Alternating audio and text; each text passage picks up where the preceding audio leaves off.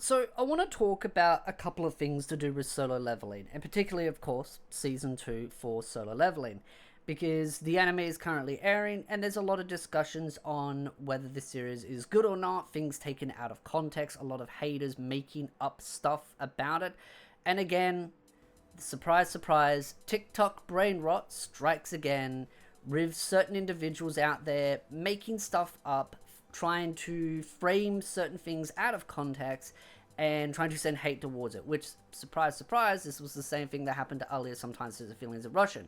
Might I also note, and again, this is not a jab at the entire community or the anime as a whole, but I do notice one trend with a lot of these haters that go to TikTok, use things out of context. They all seem to have one thing in common, or at least most of them. They all have Dragon Ball Z display pictures, and they seem to obsess over Dragon Ball Z. Yeah. And then they go after other animes claiming things that are just not factually correct. Again, I'm not saying all, but I notice a large trend of that being the case. Now, what is being taken out of context? Well, in Solo Leveling, in the recent episode, there is a particular scene where, of course, our stud Muffin himself saves the day, gets everyone out, and then he goes home, and the sort of female character that's with him, which is his sister's friend, kind of has a bit of a crush on him. It's very clear that she has a bit of a crush. She kind of gets close, but she talks about how she couldn't sleep that night, how she was restless, couldn't sleep, and it's kind of framed in a way, if you remove the context, that he slept with her. And there's the guy that he's working with, and he's like, oh, but she's underage, and main protagonist goes, and? Because straight away, he's like, and? What has her age got to do with this conversation? Because to him, the context is that she just couldn't sleep that night because she was restless because of all the situation that happened in that rift that kind of kept her up and all this other kind of stuff. So it's one of those where if you watch the anime, you get the joke. If you don't watch the anime and you see it out of context, you think, oh, they slept together and he slept with an underage character. And this is exactly what's happening on TikTok, is people are taking clips, framing it in a certain way, and then people are watching it and going, oh my god, this anime has these things in it, and then they try and spread it. The other thing though too, and this is some of the discussion that's been brought up, and I don't think it's really fair to kind of be like, oh well, this is why the anime's bad because of this scene and because people are taking it out of context. Like, they're justifying it being taken out of context because the anime's bad in that it's changed some of the scenes. So there's a bunch of differences between what is the manhwa, what is the light novels, and I don't know which one is which, but apparently she looks younger in one of the other versions of the media, and she doesn't get as close to him in this particular scene. But in one of the other media formats, it is kind of shown that she does kind of get a little bit closer, and that joke is still kind of ran.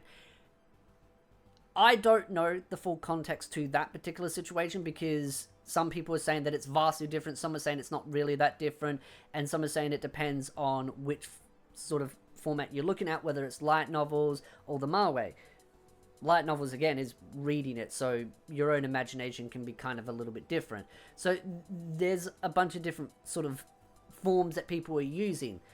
I don't think it's that big of a deal that maybe they've added a little bit of a romance there, that she has a crush on him. It makes sense. He did save her, so maybe she has a bit of a crush on him, and that's as far as it goes. I do know who he hooks up with later on, so yes, I know this is going to be a fruitless endeavor. It's like Captain Obvious. I worked that out very quickly without even reading the source material, because I haven't. So I worked out very quickly who the main love interest is. If you watch the opening song, you watch the first season, you kind of know the general gist of where that is going. So I clearly know that, yes, this little fling that she's got a little crush isn't going to go anywhere. So Captain Obvious, someone could say that's spoilers, but it's like, 1 + 1 = 2 doesn't make it a spoiler. It's just common sense. So I kind of get that some people, again, want to pick at everything needs to be identical. And I'm in that mindset where I'm kind of in the middle. I understand that there's always going to be differences between the source material and the anime. They're always going to juggle some things around, whether it's design, little moments, But I always say, as long as the core aspects of a story is there, I'm not super upset. As long as they don't remove critical information that is well building towards him or development. It's not like they've removed an entire love interest out of there, that kind of thing. So having a little situation where she crushes on him and it doesn't go any further than that, I don't see as the biggest break deal of this anime.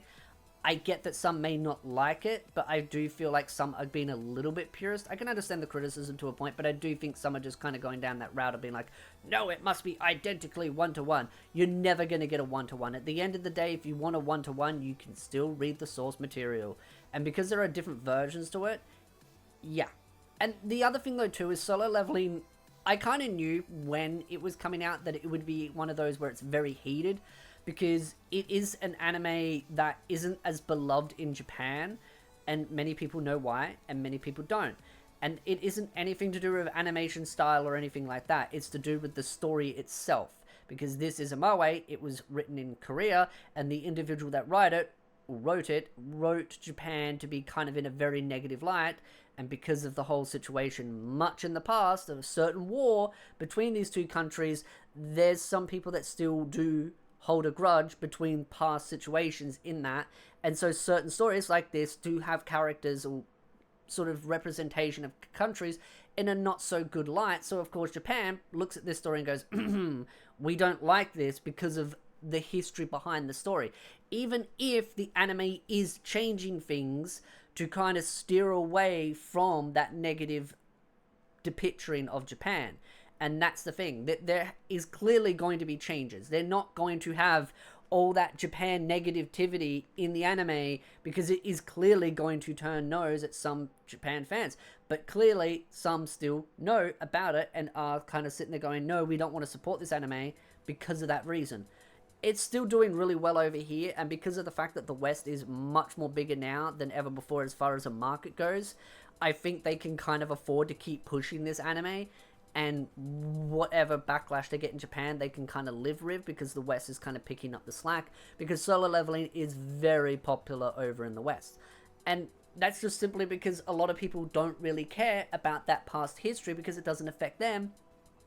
But there are some people that still want it to be very pure to the source material. The problem is that it would never be that. So whether you want it to be purely one-to-one because of this little romance scene, you're never going to get a one-to-one regardless. So it depends on what battle you want to pick at. Do you want it to be completely one-to-one and have that depiction of Japan in that light? Or do you want to say, okay, well, that's fine if they change that, but we can't have this little crush moment in here? Again, like I said, there's a lot of ups and downs depending on the perspective that you have on this. But for me, as an outsider, and this is the thing that happens with a lot of animes, where if you're just an anime-only fan, you just see it from an anime-only's perspective, and you just enjoy it for what it is. While source material readers can see a lot of the changes, and will have their own opinion based on that. So, I can understand that point of view. As someone that's read a lot of light novels and read a lot of mangas, and when I go into stories like, say, for example, Damachi, High School DxD, Shield Hero, Overlord, the list goes on, Mushoku Tensei, there are a lot of animes where I've read the source material for, and I look at the animes and go, that wasn't done the way I'd hoped, and etc, etc. But there's sometimes where I have to sit there and just go, you know what, there's gonna be differences, I have to just accept that. But at the same time, I try to play the middle ground, where I accept that there's always going to be some differences, but hope that they keep core aspects of it. It's a hard balance to do, especially as a light novel reader, because the light novel community can be far more toxic at times when it comes to their sort of gatekeeping purity kind of system. But, like I said, I understand where they're coming from. At the same time, I'm kind of in that mindset. I'm like, it's not the biggest make or break. It's not like they've just removed an entire character or something, or changed every aspect of them, because I don't see this going anywhere. As far as, it's not like he's gonna pick up and have multiple wives. So again, love to know your thoughts in the comment section down below. Have you been enjoying Solo Leveling? What are your thoughts about it? I've definitely been enjoying it. It's just one of those where it's like popcorn. I kind of DM'd one of my friends in real life, and I just, because my friend is a big SAO fan, and I said to him, I was like, oh, if you like SAO, you'll probably like this as well. I know that will probably upset some people. Oh, you associate those two animes. But it's one of those where if you really like this kind of leveling system, power progression, kind of going through the story, I think a lot of SAO fans would probably like this. So that's just my opinion. I'm not saying the characters are the same. I'm saying like the structure of like the power fantasy, of the sense of like going into these kind of rifts and destroying things and that, and the leveling structure and that. Not saying main protagonists are the same. I'm just saying, hopefully you get what I mean when I say that if you kind of like that, you'll probably like, because of the kind of the fight scenes. I'm not repeating myself for the 5th time. So again, love to know your thoughts in the comment section down below. If you like this video, hit the like, subscribe, and I'll see you beautiful nerds in the next video.